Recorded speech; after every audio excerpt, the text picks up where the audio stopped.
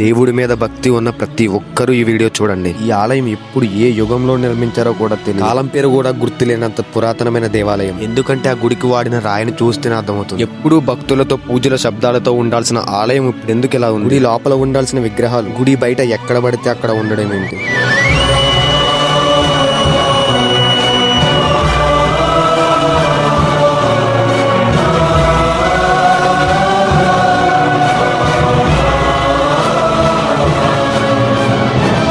గుడి లోపల ఉండాల్సిన విగ్రహాలు ఎక్కడ పడితే అక్కడ పడిపోయి మట్టిలో కలిసిపోతూ విరిగిపోయిన స్థితిలో ఉన్నాయి. ఎందుకు ఎవరు పట్టించుకోవడం లేదు? ఇంత అందమైన దేవాలయాన్ని ఎందుకు ఇలా వదిలేశారు? కాలం నాశనం చేసిందా లేక మన నిర్లక్ష్యమే దీనికి కారణమా? దేవాలయం అంటే మనకి ధైర్యం ఇవ్వాలి, కానీ నాకు ఈ దేవాలయం లోపలికి వెళ్ళేటప్పుడు భయం వేసింది.